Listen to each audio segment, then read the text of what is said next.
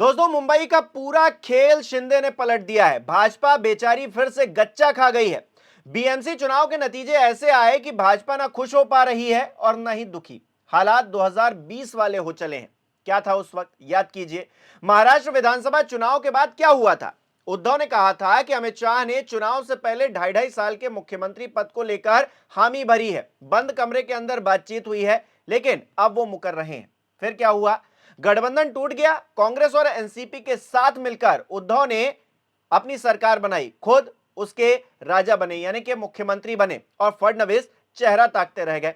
खैर, वो बात तो पुरानी हो गई। अब नई कहानी क्या है वो भी जान लीजिए। उद्धव को धोखा देकर भाजपा के साथ आए शिंदे ने भी बीएमसी चुनाव के बाद तेवर दिखाना शुरू कर दिया है। उनका कहना है कि मेयर पद 2.5 साल के लिए उनके पास होना चाहिए, यानी कि शिंदे भी उद्धव वाला फॉर्मूला लागू करवाने की कोशिशें कर रहे हैं। लेकिन क्या वो कामयाब हो पाएंगे, ये वक्त ही बताएगा। लेकिन शिंदे जोर पूरा लगा रहे हैं। जो शिंदे ठाकरे परिवार को धोखा दे सकते हैं, उनके लिए भाजपा को दगा देना कोई बड़ी बात तो नहीं है। शायद यही वजह है कि वो अपने पार्षदों को लेकर एक होटल में शिफ्ट हो गए हैं। हॉर्स ट्रेडिंग का डर भी उनके मन में है और अपनी बात एन केन प्रकारेण मनवा लेने का जुनून भी। वैसे भी मुख्यमंत्री की कुर्सी छीनने के बाद उन्हें साइडलाइन फील ही हो रहा होगा, और हो भी क्यों ना। प्रमोशन सबको अच्छा लगता है, लेकिन जब डिमोशन होता है तो अपनी शक्तियों पर ही शक होने लगता है, यह लाजमी है। ऐसे में शिंदे अपनी ताकत का एहसास भाजपा को करवाने की कोशिशें भरपूर तरीके से कर रहे हैं। बीएमसी के चुनावी नतीजों के बाद महाराष्ट्र की सियासत में नया पेच फंस चुका है। भले ही भाजपा मुंबई में सबसे बड़ी पार्टी बनकर उभरी है और पहली बार मेयर की कुर्सी पर दावा भी ठोक रही है, पर शिंदे आड़े आ गए हैं।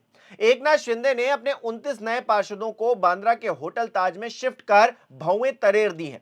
बाहर कड़ा पहरा भी बैठा दिया गया है कि कोई इधर से उधर ना कर पाए। शिंदे गुट का पार्षदों को होटल में रखना 2022 की उस बगावत की याद दिला रहा है, उसको ताजा कर रहा है, जिसके कारण शिवसेना टूट गई थी। मई 2022 की महाराष्ट्र सरकार में तत्कालीन नगर विकास मंत्री और शिवसेना के नेता एकनाथ शिंदे ने 39 विधायकों के साथ बगावत कर दी थी। उस वक्त शिंदे ने मणिपुर के नबाम रेबिया केस का फायदा उठाया था, जिसमें सुप्रीम कोर्ट ने सत्ता से भागे हुए विधायकों की सरकार बना दी थी।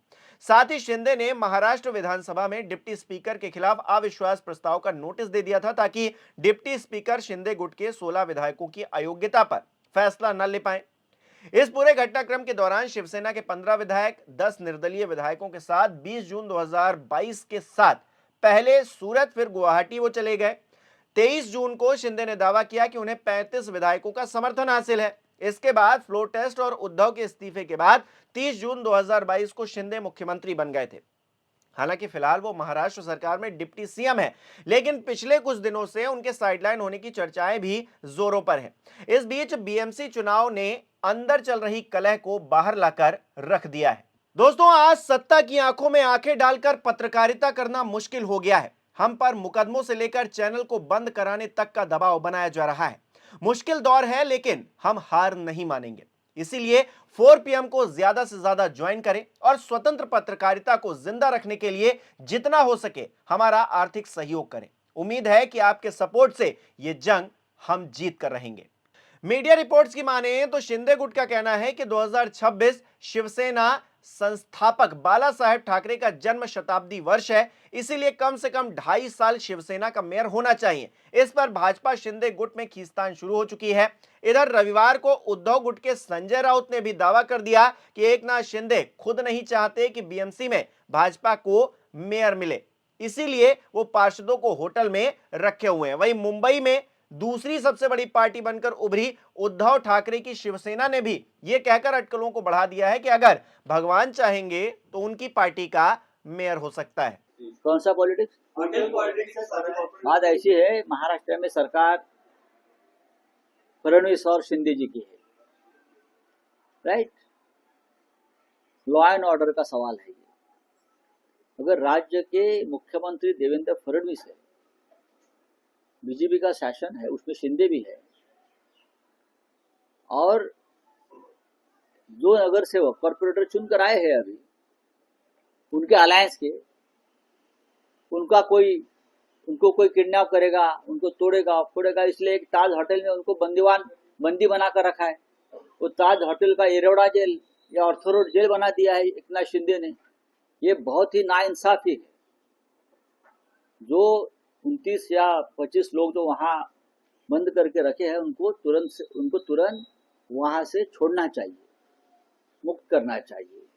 ये उनके अधिकारों पर हमला है।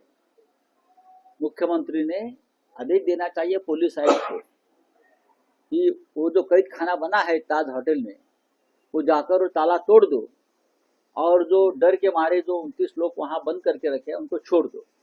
बहरहाल मुंबई के 227 वार्डों में से भाजपा ने 89 वार्ड जीते हैं, 89। शिंदे गुट ने 29 वार्ड जीते हैं। बहुमत के आंकड़े 114 के लिए भाजपा को शिंदे गुट की जरूरत है। 29 पार्षद उनके पास हैं। दोनों का अगर मिला लिया जाए यानी कि 89 प्लस 29, ये आंकड़ा बैठता है दोनों का 118, जो बहुमत से 4 ज्यादा है। इसलिए जरूरत तो है, लेकिन शिंदे गुट ने मेयर पद पर दावा ठोककर सारा खेल बिगाड़ दिया है। अगर भाजपा ये मांग नहीं मानती है तो सत्ता के समीकरण बिगड़ सकते हैं इससे। इसके चलते शिंदे ने तय किया है कि होटल में ही बैठक कर पार्टी नेता का चुनाव किया जाएगा। फिलहाल असमंजस की स्थिति बनी हुई है। आपका इसको लेकर क्या कहना है, कमेंट करके जरूर बताइएगा। साथ ही इस वीडियो को लाइक करना, शेयर करना मत भूलिएगा। हमारे चैनल को सब्सक्राइब नहीं किया है तो वो भी जरूर कीजिएगा। और 4 PM की वीडियोस अगर आपको अच्छी लगती हैं, आप चाहते हैं हम यूं ही सच्चाई के लिए लड़ते रहें, सरकार की आंखों में आंखें डालकर सवाल पूछते रहें, तो हमें आप ज्वाइन कर सकते हैं। ज्वाइन बटन पर क्लिक करके और हमें सपोर्ट कर सकते हैं। बहुत बहुत धन्यवाद इस वीडियो को देखने के लिए।